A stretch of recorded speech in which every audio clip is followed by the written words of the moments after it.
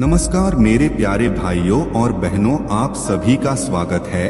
दोस्तों, आज का यह वीडियो आप सभी के लिए बहुत ही स्पेशल और लाइफ चेंजिंग साबित होने वाला है, इसीलिए इस लाइफ चेंजिंग वीडियो को अंत तक जरूर देखें।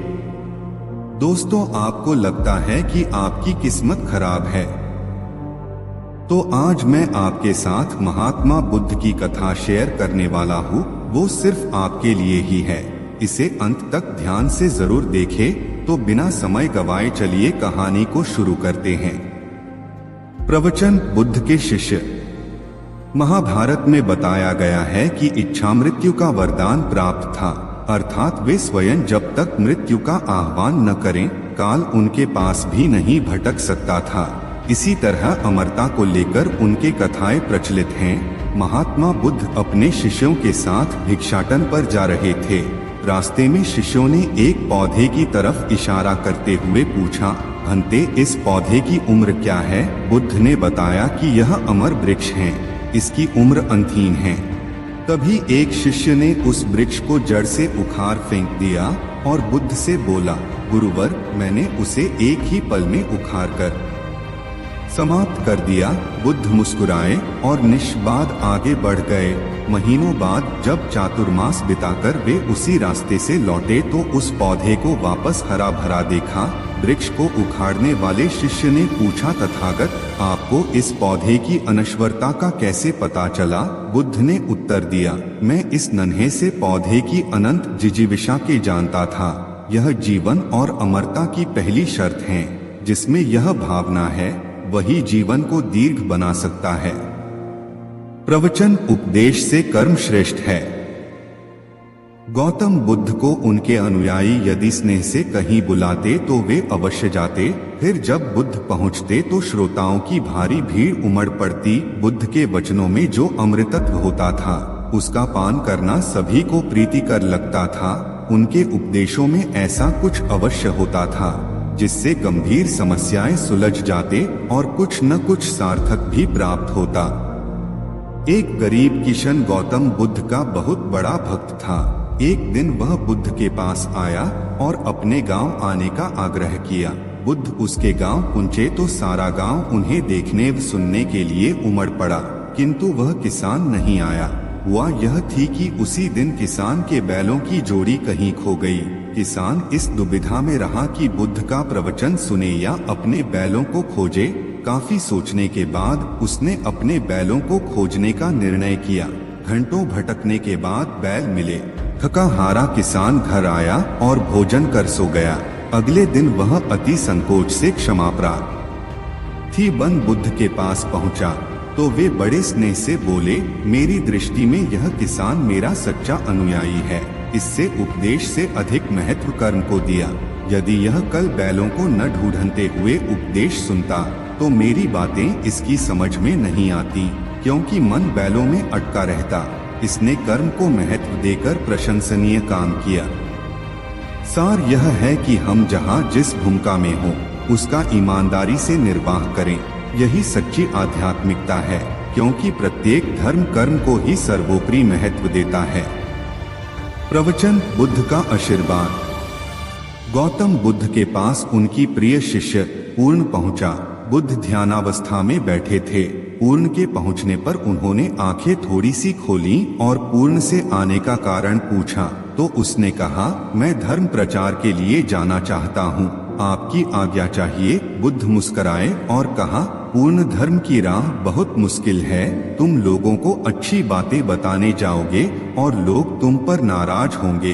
हो सकता है कि अपशब्द भी कहें। इस पर पूर्ण ने कहा, कोई बात नहीं, मैं यह सोचकर उनकी बातों पर ध्यान नहीं दूंगा कि उन्होंने अपशब्द ही कहे, पिटाई तो नहीं की। बुद्ध बोले, हो सकता है कि कुछ लोग हाथ उठा दें।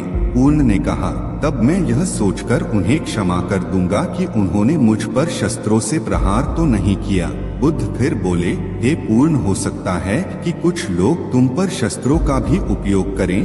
पूर्ण ने उत्तर दिया, तब मैं यह सोचकर उनके प्रति कोई प्रतिकार की भावना नहीं रखूंगा कि उन्होंने मुझे मारा, पर जान से तो नहीं मार डाला, मुझे जीवित छोड़ दिया। उद्धव ने फिर कहा, और यदि तुम्हारे प्राण ही ले लिए तब? पूर्ण ने तत्क्षण सर झुकाकर कहा, तब मैं उनका आभारी रहूंगा कि उन्होंने धर्म के मार्ग पर मेरे प्राणों का उत्सर्ग करने में मेरी सहायता की। मैं उनके प्रति कृतज्ञ रहूंगा। तब बुद्ध ने आंखें खोली और आशीर्वाद देकर अनुमति दी तथा पूर्ण से कहा, अब तुम धर्म प्रचार करने के पात्र हो। जो किसी में भी कोई दोष न देखे वही सच्चा है। अच्छाई के मार्ग पर चलता बहुत मुश्किल काम है। जो इस राह पर चलता है उसके मार्ग में अनेक बाधाएं आती हैं, लेकिन जो व्यक्ति किसी में भी द्वेष न देखे वही बाधाओं को सहजता से पार कर अपने लक्ष्य को पूरा कर पाता है। प्रवचन बुद्धा का प्रेम। भगवान बुद्ध जब वन से गुजर रहे थे तब एक राक्षसी हाथ में तलवार लेकर प्रकट हुए और कहा, अरे बुद्ध, आज तुम्हारे प्रेम को मेरी घृणा के सामने झुकना ही पड़ेगा। आज तुम्हारे जीवन का अंतिम दिन है। बुद्ध ने मुस्कुराते हुए उत्तर दिया, मैं घृणा, उपहास और दोष के आगे नतमस्तक नहीं होऊंगा। मैं निंदा, प्रशंसा अथवा उपहास किसी से भी प्रभावित नहीं होता। तुम मुझसे इतनी घृणा करती हो, पर मैं तुम में माँ का रूप देख रहा हूँ और माँ तो प्रेम का रूप होती है, उसमें हिंसा हो ही नहीं सकती। इतना सुनते ही राक्षसी के हाथ से तलवार गिर पड़ी। हे बुद्ध, तुम धन्य हो। इतना कहते ही वह देवी में बदल गई।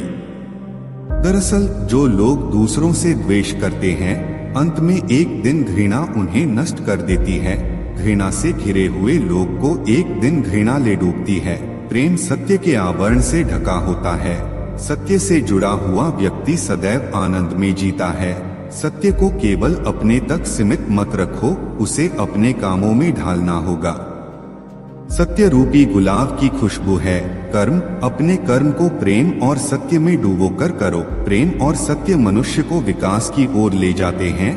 ध्यान रहे कि ये दोनों मार्ग ईश्वर को ओर जाते हैं। इस मार्ग पर चलने वाले सहज में ही आनंद और शांति को पा लेते हैं। प्रवचन सच्चा संपर्ण। वक राजा पहली बार गौतम बुद्ध के दर्शन करने अपने पास का एक अमूल्य स्वर्ण भूषण लेकर आया था। गौतम बुद्ध उस अमूल्य भेंट को स्वीकार करेंगे, इस बारे में उसे शंका थी। सो अपने दूसरे हाथ में वह एक सुंदर गुलाब का फूल भी ले आया था। उसे लगा भगवान बुद्ध इसे अस्वीकार नहीं करेंगे। गौतम बुद्ध से मिलने पर जैसे ही उसने अपने हाथ में रखा रत्नजड़ित आभूषण आगे बढ़ाया तो मुस्कुराकर बुद्ध ने कहा, इसे नीचे फेंक दो। राजा को बुरा लगा, फिर भी उसने वह आभूषण फेंककर दूसरे हाथ में पकड़ा हुआ गुलाब का फूल बुद्ध को अर्पण किया। यह सोचकर कि गुलाब में कुछ आध्यात्मिकता, कुछ प्राकृतिक सौंदर्य भी शामिल है, बुद्ध इसे अस्वीकार नहीं करेंगे। लेकिन फूल देने के लिए राजा ने जैसे ही अपने हाथ आगे बढ़ाए, बुद्ध ने फिर कहा, इसे नीचे गिरा दो। राजा परेशान हुआ। वह बुद्ध को कुछ देना चाहता था, पर अब उसके पास देने के लिए कुछ भी बचा नहीं था। तभी उसे स्वयं का ख्याल आया। उसने सोचा, वस्तुएं भेंट करना से बेहतर है कि अपने आप को ही भेंट कर दूं। ख्याल आते ही उसने अपने आप को बुद्ध को भेंट करना चाहा।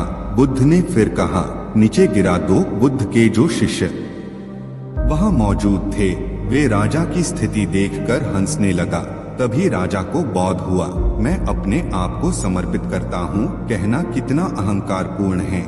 मैं अपने को समर्पित करता हूँ, यह कहने में समर्पण नहीं हो सकता, क्योंकि मैं तो बना हुआ है। वह समर्पण कहाँ हुआ? इस बोध के साथ राजा स्वयं बुद्ध के पैरों पर गिर पड़ा। प्रवचन बुद्ध की दृष्टि। गौतम बुद्ध एक बार अपने शिष्यों के साथ प्रवास पर निकले। एक नगर से दूसरे नगर तक जाने की राह में वन पड़ता था। वन क्षेत्र में प्रवेश करने के साथ ही कुछ दूर चलने पर बुद्ध एक जगह रुक गए। पीछे आ रहे शिष्यों का समूह भी उन्हें देख उसी स्थान पर रुका। वहां रुके रहना शिष्यों के लिए मुश्किल हो गया, क्योंकि सामने एक क्षतविक्षत शव पड़ा था और उसकी दुर्गंध वातावरण में फैल रही थी। शिष्यों ने पाहने वस्त्र से नाक बंद कर ली, लेकिन बुद्ध शव की ओर टकटकी लगाए देखते रहे। एक शिष्य ने साहस कर विनम्रता पूर्वक गौतम बुद्ध से अनुरोध किया, भगवान, यहाँ से शीघ्र चलना ही उचित होगा। यहाँ शव पड़ा है, और बहुत दुर्गंध आ रही है। बुद्ध मुस्कुराए और शिष्यों की ओर उन्मुख होते हुए बोले, बताइए, इस सब में सौंदर्य दिखाई देता है। शिष्यों ने कहा, भगवान, यह कैसा प्रश्न है। सौंदर्य और शव में जीवन था तब तक सौंदर्य, अब तो सब समाप्त हो गया। बुद्ध ने शव को इशारा करके बताया, देखो, जब कभी यह व्यक्ति जीवित रहा होगा, इसकी दंत पंक्तियां अद्वितीय रही होंगी।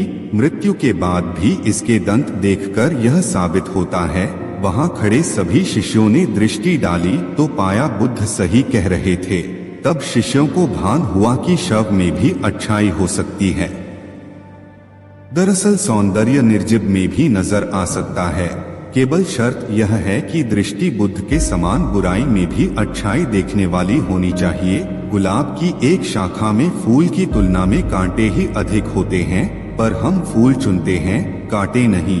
ठीक इसी तरह किसी में 100 बुराइयां नहीं, अच्छाई देखनी चाहिए। दोस्तों, आज के लिए इतना ही। फिर मिलेंगे गौतम बुद्ध के प्रवचन को लेकर किसी नए वीडियो में। अगर आपको बुद्ध के प्रवचनों के वीडियो पसंद आ रही है तो चैनल को सब्सक्राइब जरूर करें। धन्यवाद।